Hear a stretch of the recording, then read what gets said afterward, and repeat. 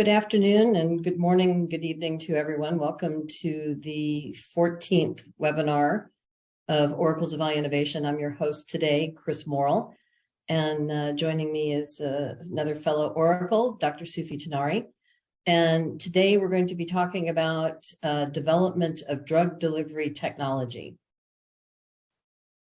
So just to give you a little bit of background about the ophthalmic drug market today, along with new diagnostic technology area, drug delivery has the highest numbers of new companies with products in development. Go back one slide. We estimate the market at about 12.1 billion in 2021, and it's expected to expand at a compound annual growth rate of over 8% from 2022 to 2030. We've identified more than 50 companies in the US and Europe that have raised over 1.6 billion since their inception for developing new drug delivery therapies. And that number does not include multinational device and pharma companies looking to reformulate drugs or load drugs already on the market into device implants and vectors such as AbbVie, Alcon, Bausch, Glaukos, J&J, and Roche. So this slide will give you an idea of the number of companies that are active in this space today. And most of these companies are focused around eye drops, which remains the biggest area of drug delivery development, despite the drawbacks that we know. Though of the 50 plus companies that are pursuing drug delivery technology right now, there's a wider variety of approaches and technologies, including multi-dose eyedroppers or add-on devices that go onto the top of existing bottles. In 2021, we saw the approval of the first contact lens specifically designed for drug delivery, which is a J&J product called AccuView TheraVision. And there's also FDA trials ongoing for contact lens products from MediPrint Ophthalmics, specifically to deliver glaucoma treatment to the eye using bimatoprost. Apologies to the company for slaughtering their name. And then we have punctal plugs and intercanalicular implants such as Dextenza, which was launched in 2019 and has sales to date of 43 million, and episcleral implants such as Topotecan, which is under development for the treatment of pediatric retinoblastoma. There are intravitreal injections and implants, which I think everybody is familiar with. This has really become the gold standard for treating especially age-related macular degeneration, diabetic retinopathy, and retinal vein occlusion. There are also 3 intravitreal implants that are under development, one by Allergan for the treatment of geographic atrophy AMD. Genentech has a new delivery system under development along with Foresight. And then there's the OTX IVT in development by Regeneron and Ocular Therapeutics with a sustained release formulation of aflibercept. DexiQ is on the market in the US. This is an injectable with a dexamethasone intraocular suspension for post-op inflammation, particularly after cataract surgery. And then there's Vigamox, Moxessa, an intracameral antibiotic, and Duresta, which is the first intracameral device for intracameral drug delivery device for glaucoma. And so other technologies that are also in development include prodrugs, which we'll hear more about today, iontophoresis, microelectrical mechanical delivery devices, nanocarriers and nanoparticles, and hydrogels. And the hot areas therapeutically are glaucoma, wet AMD, diabetic retinopathy, topical administration for retinal diseases, and gene delivery therapy.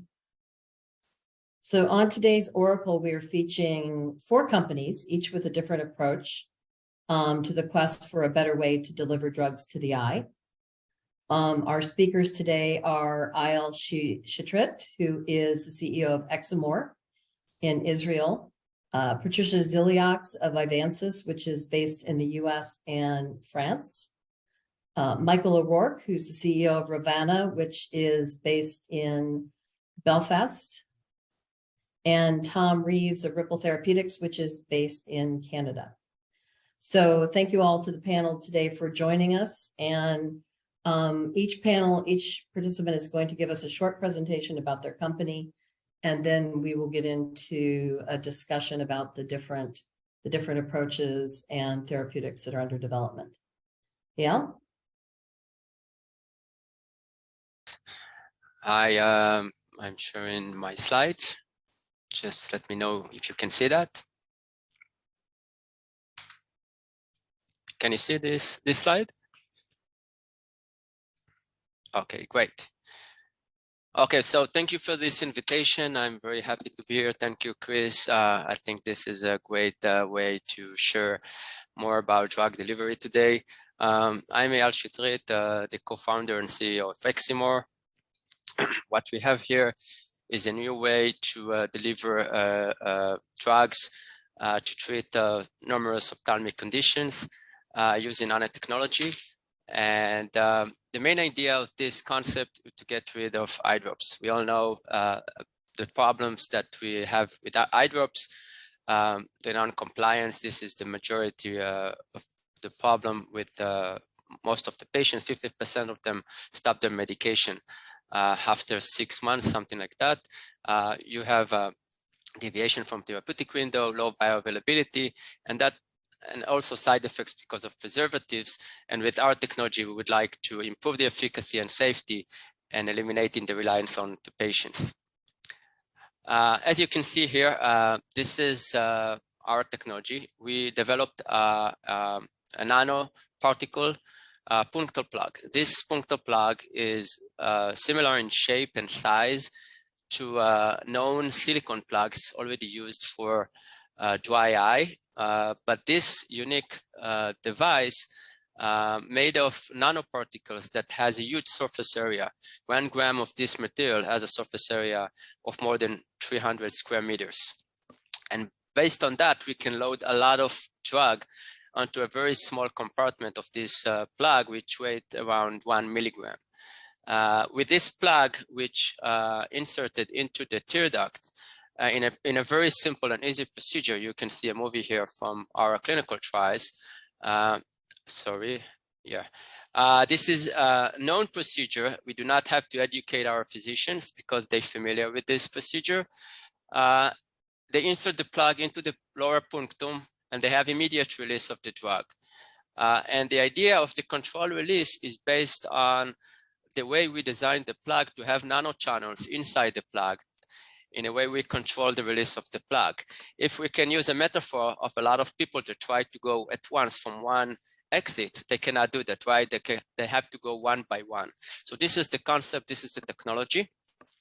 A very simple process, and this plug is non-degradable. We found that many other solutions in the market which are degradable cause many side effects, and we think that this is a better way to deliver drugs. This non-degradable plug replaces the pen on the indications every 3 to 6 months.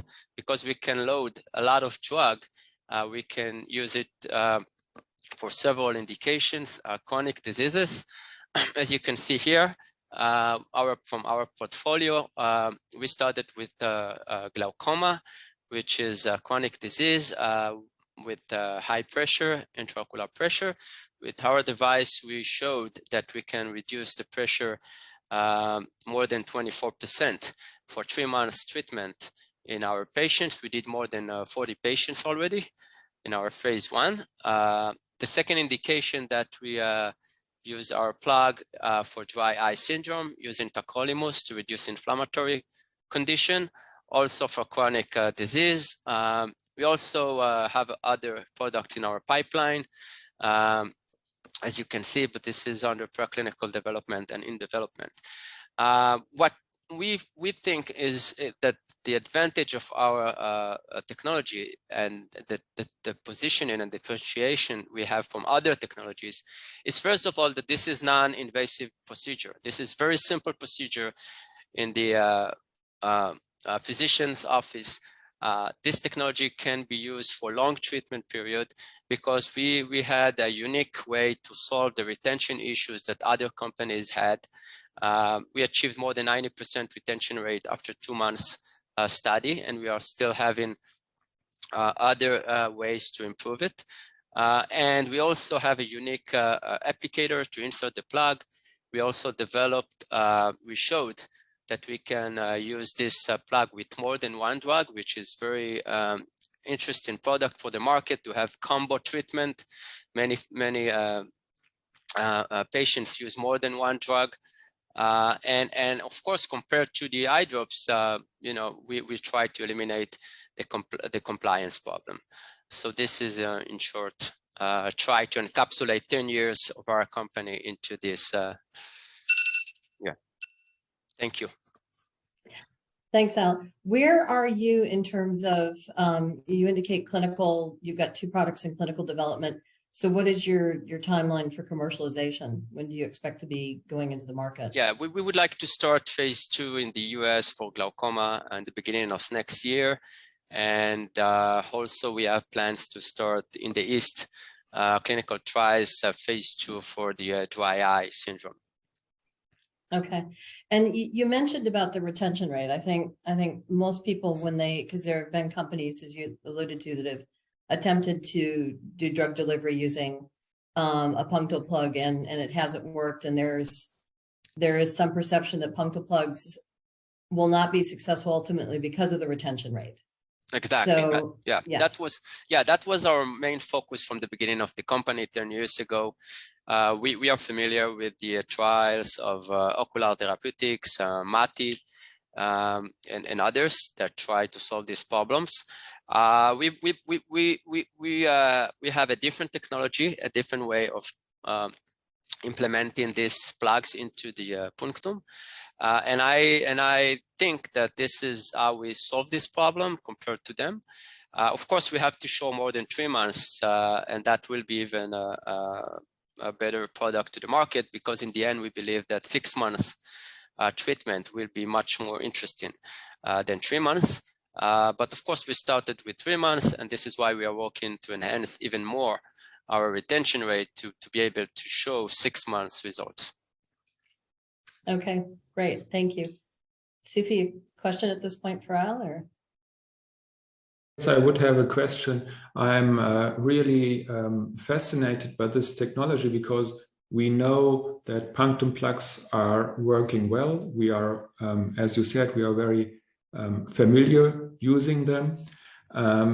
However, and I'm surprised that you have solved the problem of constant drug delivery by managing the surface.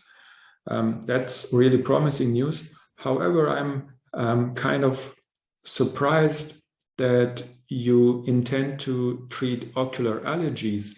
This seems to be counterintuitive to me, because with the punctum plug, you retain the allergens on the ocular surface, don't you?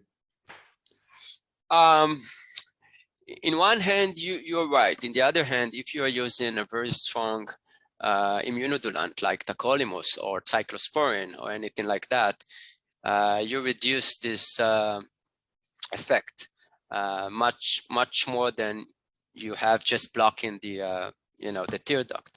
And this is something, of course, that we showed in our study. We compared in our first study for the dry eye, we compared our device to silicone plugs, that just to show that there is a difference between them. And we saw a significantly big difference in terms of the inflammatory condition, TBAT scores, shimmer scores, and other scores. And in the end, what was the most important, that we got a very positive feedback from our patients. They were really happy with those plugs and wanted to keep them after we completed the study. And those results with the dry eye syndrome, by the way, we also tried this plug for Sjogren patients, which are a very challenging group of this treatment. And I think that going to allergy for a very short treatment, let's say 30 days or something like that, it can be very very helpful for many people. Okay, so in allergies, you are aiming for 30 days. I think it depends the severity. We are not quite close about the period. We are just working now on preclinical studies. I think this is a big question for how long and what will be the most valuable for the market. Okay, thank you. Thanks very much, Eyal. Okay, we will move on now to Patricia Zilliox, the CEO of Eyevensys.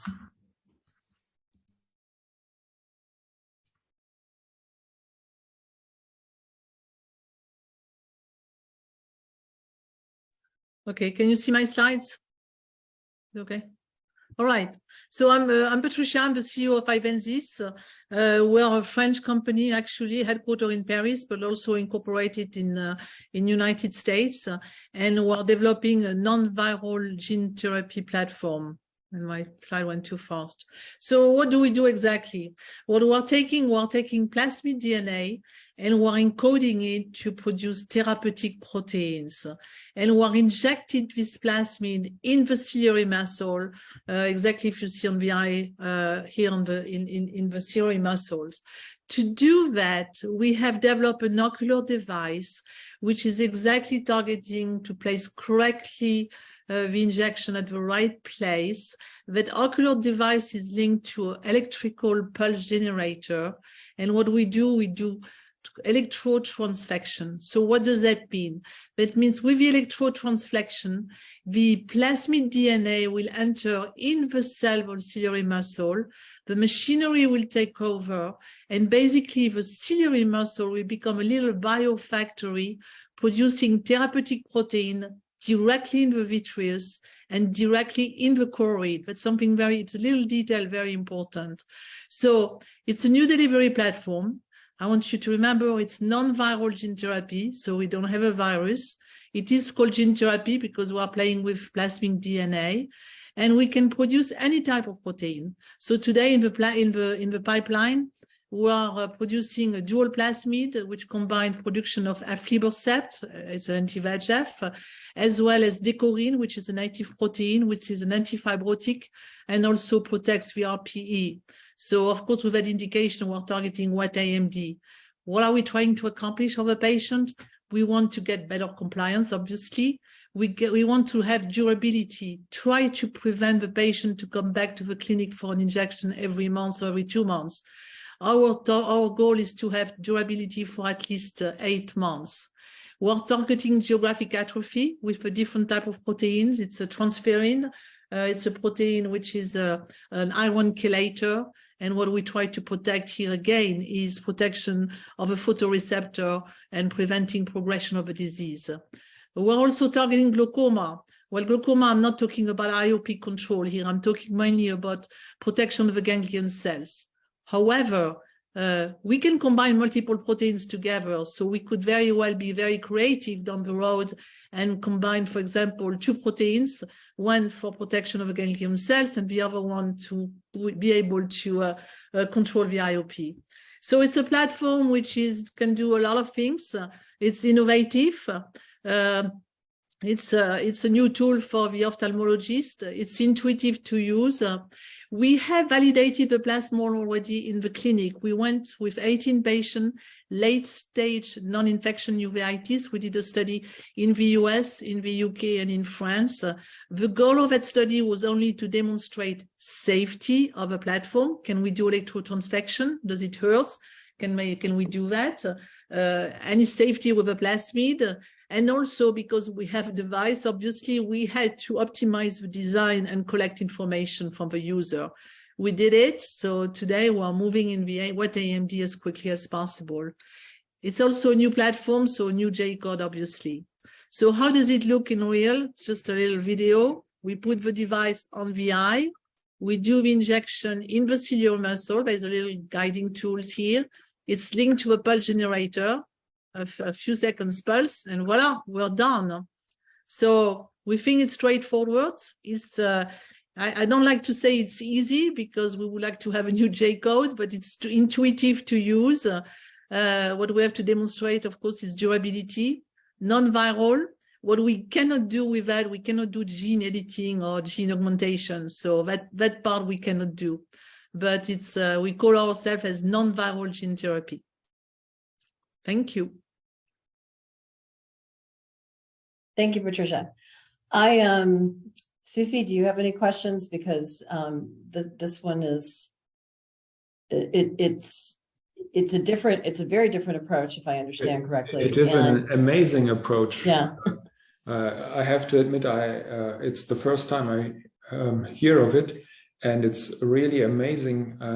It's a very clever approach to let the ciliary muscle do the work for you and produce therapeutic proteins. This is a fantastic idea. Sounds almost too good to be true. And this could be potentially applied to other body parts as well, right? You could produce. The device has been designed exactly for the eye. So Sure. you can, and the electrotransfection parameters has been exactly studied to produce exactly what we want in the eye. So you cannot use that device for other part of the body, but electrotransfection exists for other part of vaccine, for example. So you can do that, the concept, with other indications outside the eye. Fascinating. Do you also target uveitis? So we did, as I said, we did validate the technology in uveitis and non-infection uveitis, HS disease. You know better than me, uveitis is a systemic disease. Half the patient get better, right, without treatment. Some get worse. You know, we did 18 patients, late stage. We show safety. We did see in a few patients what I would call an efficacy, a signal of biological effect, in the sense that at the Cleveland Clinic, we had one patient, for example, after one injection, we had resolution of the edema and never needed retreatment. It's not enough to show efficacy, but the only reason I don't want to continue uveitis, it's too difficult disease to study.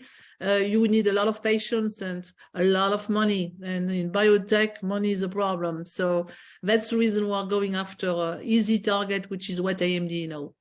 Yes, I agree. Thank you. Fascinating. Thank you, Patricia. Okay. I have a short question for you. Okay, go ahead, Eyal. How long do you have this effect of this protein secreted? I mean, this is constant after the treatment, or you have a slow release? So based on the animal model in rabbit mainly and in others, we expect to have a release for constant for about 6 to 7, 8 months. Of course, clinical trial has to be confirmed.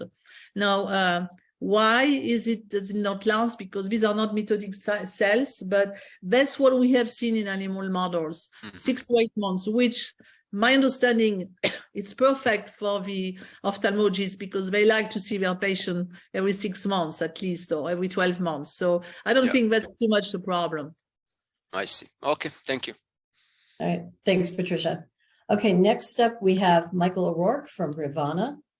And Michael is one of the pioneers in drug delivery because he helped launch back in 1996 the Vitrasert device, which was loaded with ganciclovir, that was used at the height of AIDS and secondary disease, CMV retinitis, right? CMV retinitis, correct, Michael? Correct. Yeah. So thank you, Michael, for joining us today. Yeah, thanks, Chris. Thanks for the opportunity to present. So yes, I'm Michael O'Rourke. I'm based here in Tampa, in Florida. The company ReVana is all the development work does take place in Belfast and Northern Ireland.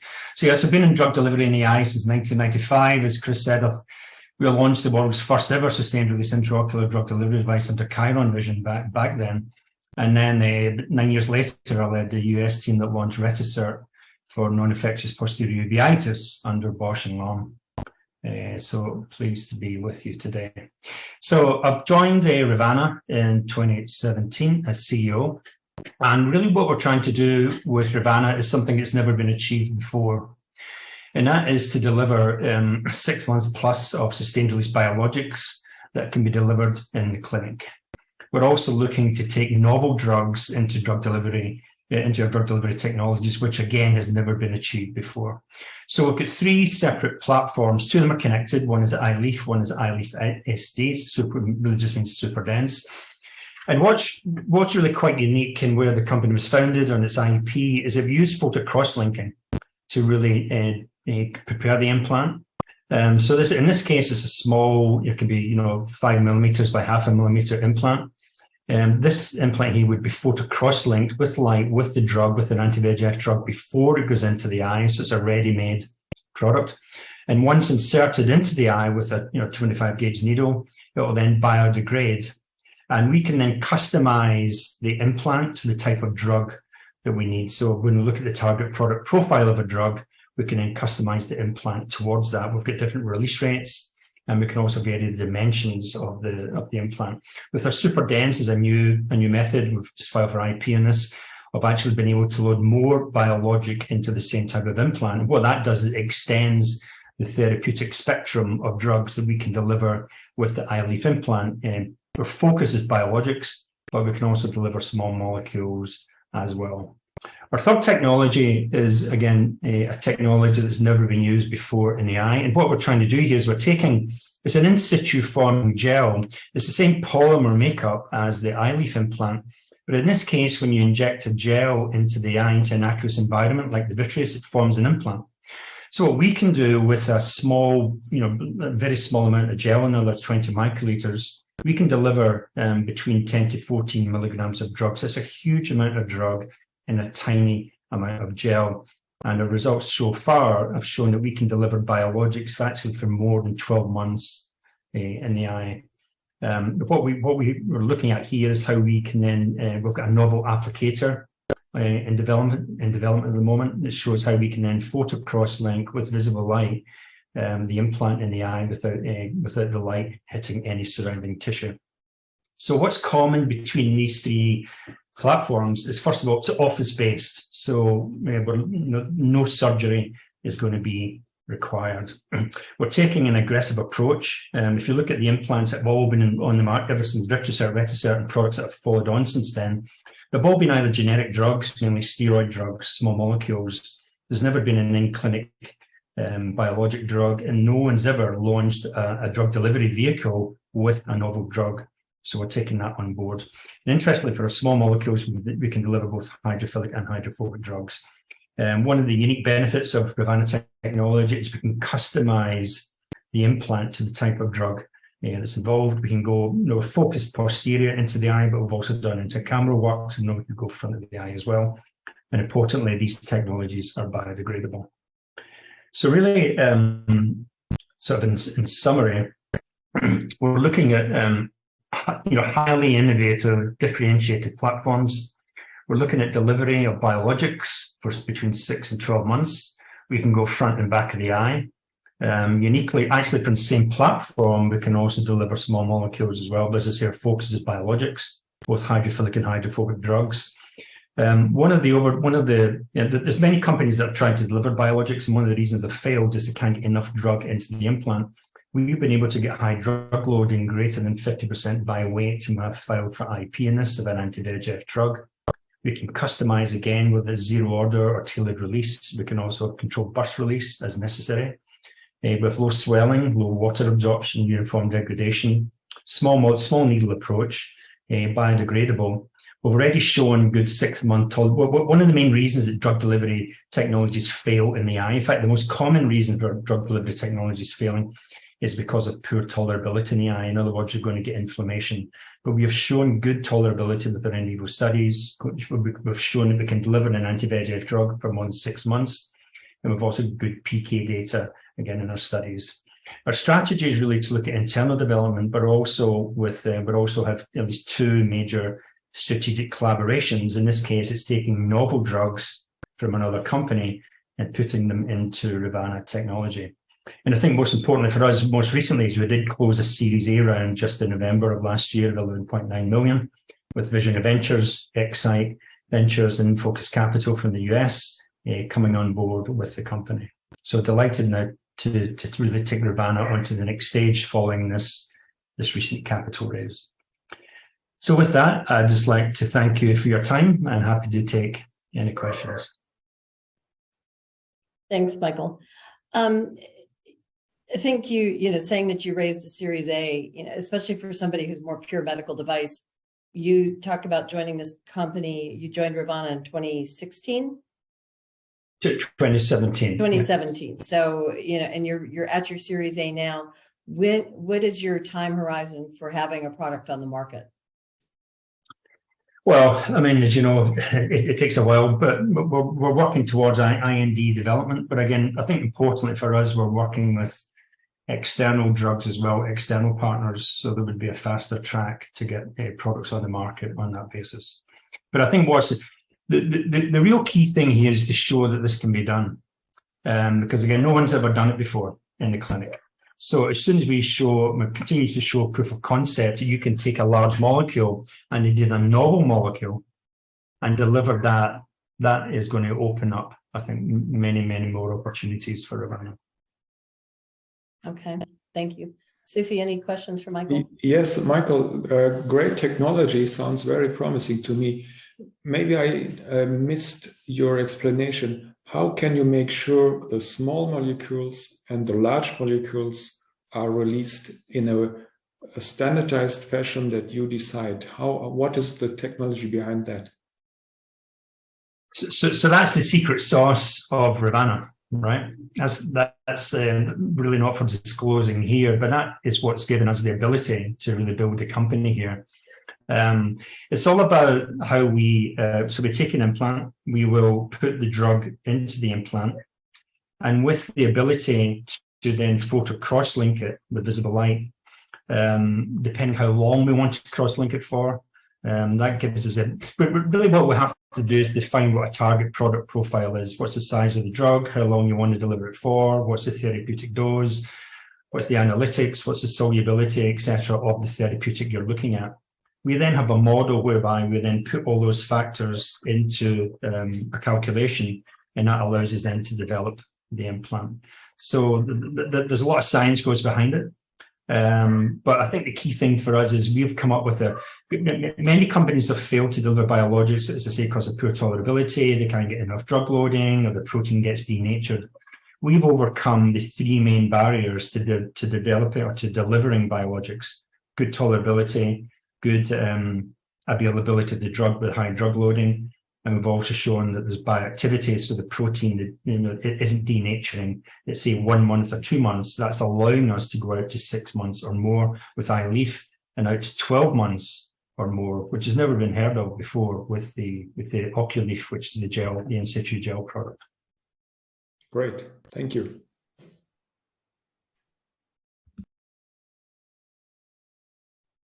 Finally, tonight we have Tom Reeves, who's the CEO of Ripple Therapeutics. And Ripple's approach uses a prodrug. I'm saying that correctly, right, Tom? That's right. Yeah, and so looking forward to hearing more about where Ripple's at today. Okay, can you see the slides here? Yes? Great. So, as mentioned, Ripple's a Toronto-based clinical stage company focused on improving ophthalmic therapeutics with controllable, sustained drug delivery.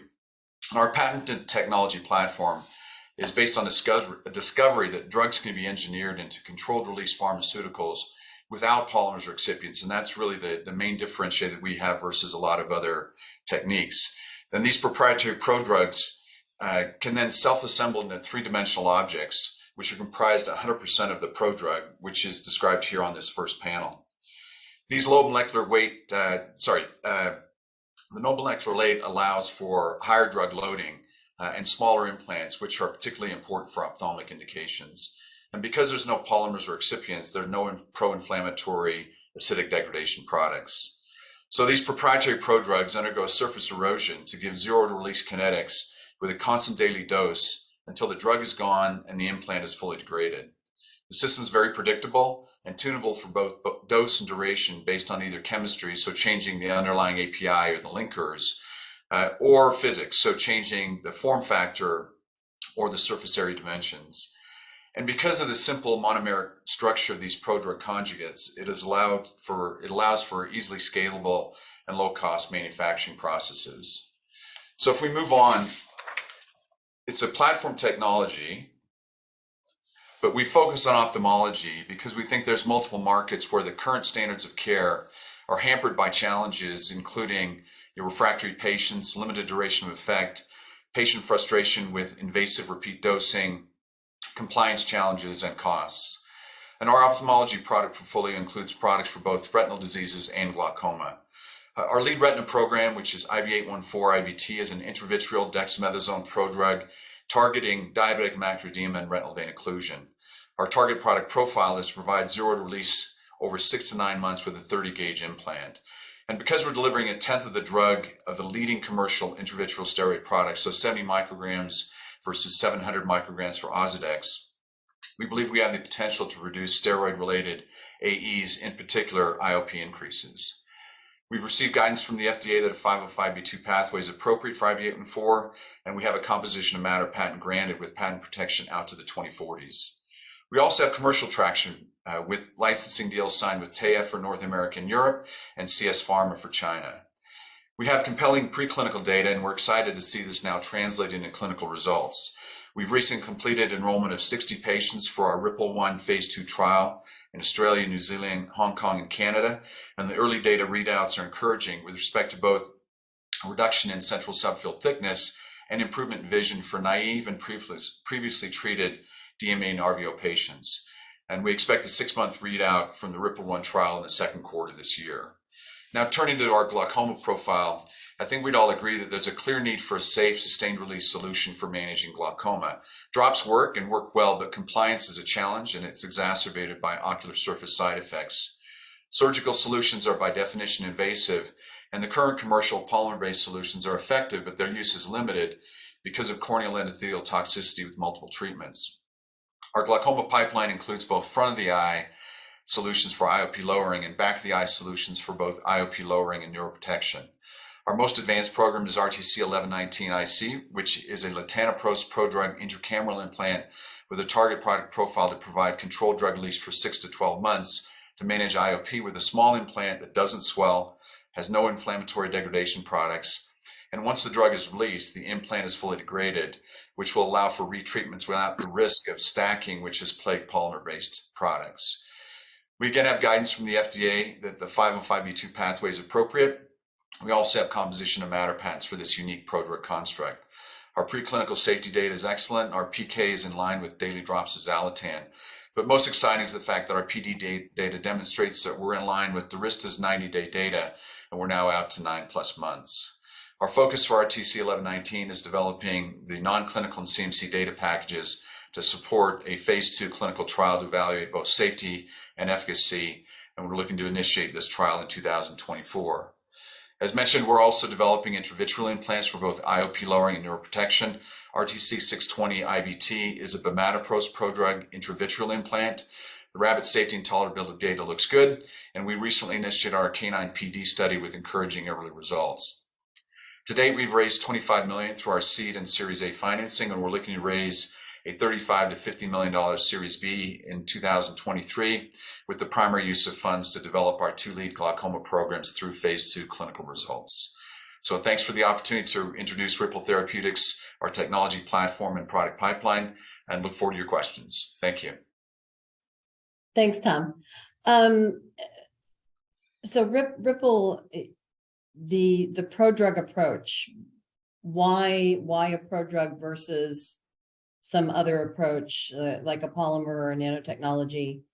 What made the company decide to follow this pathway?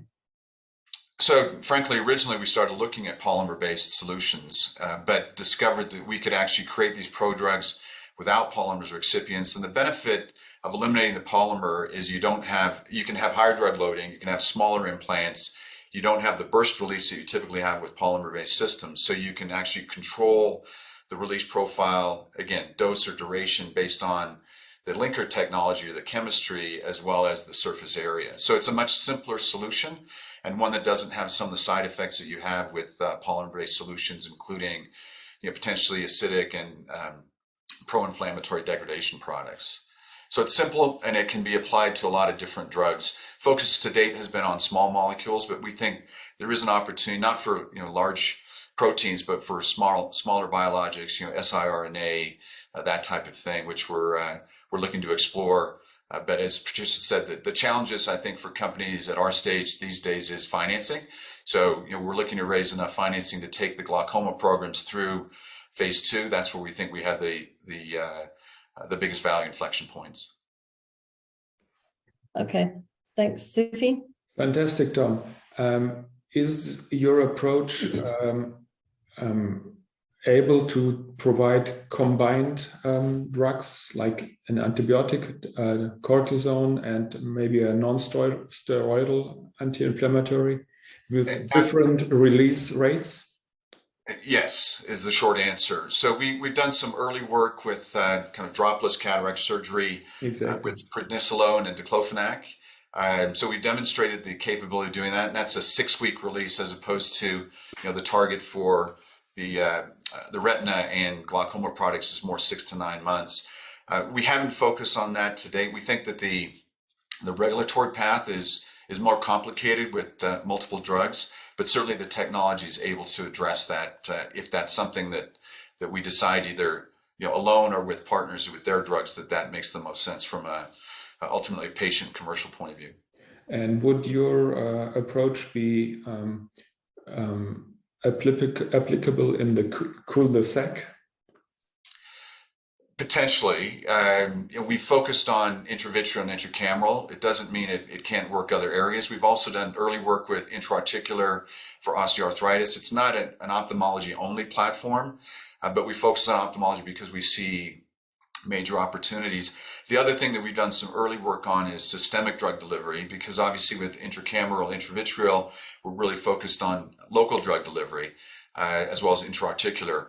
We think that if we're able to demonstrate sustained systemic drug delivery, it opens up other areas of interest, including CNS drugs where compliance is an issue, opioid agonists, opioid antagonists, schizophrenia drugs, those types of things.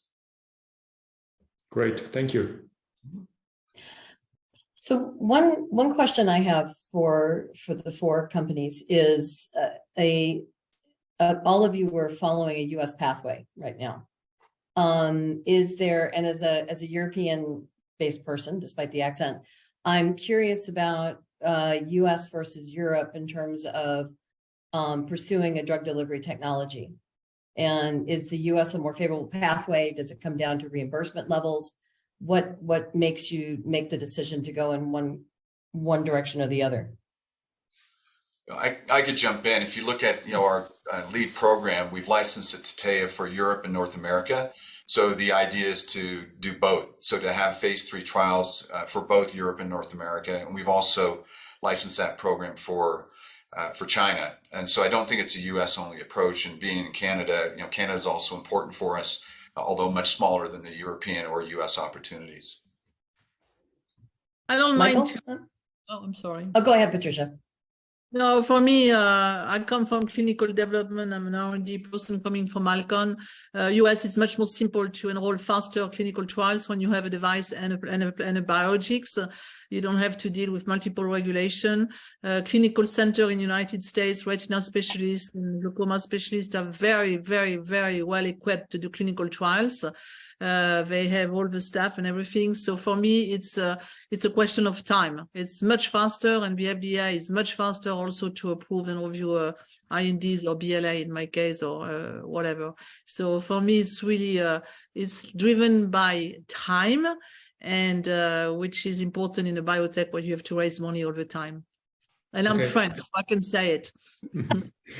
Okay, that's a good. Great opportunity for me to jump in. I would like to challenge all of you.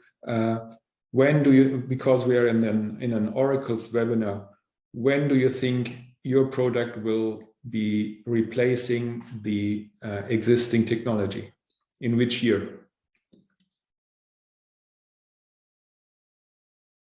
I'm going to be the slowest because I have a device, 2 devices, and a plasmid. So it's a BLA, so I'm probably going to be the slowest, the last one to file a BLA. I don't think it's going to happen before 26 or 27, or at the earliest, assuming success and money.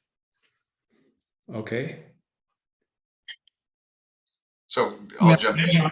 From my side, I would say it's going to be longer, but I think the fact that major pharmaceutical companies are taking a different approach now to sustained release shows that it's actually having a major impact today, right? So the traditional model is a pharma company would only look at drug delivery after the drug was approved, so it's generic drugs and so on. That's changing. The whole landscape for sustained release into the eye is changing, and it's because companies have recognized that there's a need to look at sustained release earlier into the development pathway of the drug. So it could be phase 1, it could be phase 2, which never happened just a few years ago. But that's one very distinct change now. So the impact is actually today, even although the drug's obviously going to take longer to actually reach the market. Eyal? Yes, I think your question is very interesting because for certain indications, I would say for glaucoma, for example, I think the US might be more attractive for several reasons, not only the clinics and the big market and the standards you can find among different states in terms of conducting the studies compared to Europe. But there are some other products that you might start in Europe, not because of the regulatory changes or anything like that, but because you have the right molecule that approved in Europe compared to the US, for example, or more in common in use in Europe. So it's a combination of several factors, I think, to consider Europe or US. Our a company based in Israel, so we are like Europe in several things. So I believe that for us, it's very attractive to go to the US most of the time before approaching to Europe, but not always. Okay. So to our 4 guests, do you have questions that you'd like to ask of one of the other companies that's presenting today? Now's a chance to exchange and learn a little bit more before we wind things up today. No? Okay. All right. Suphi, any further words from you? Well, I thank you all because I learned a lot from all of you. Thank you so much. Very nice meeting you. Yeah, Thank you. Thank you, Michael, Patricia, Tom, Eyal, for joining us today on the 14th Oracles. Our next webinar will be number 15, and we'll be celebrating the 3-year anniversary of the founding of Oracles. Look for us to announce a date in April as soon as we can get ourselves organized. So thanks everybody for joining us tonight. Thank you. Thank you. Thank you. Bye-bye. Thank you.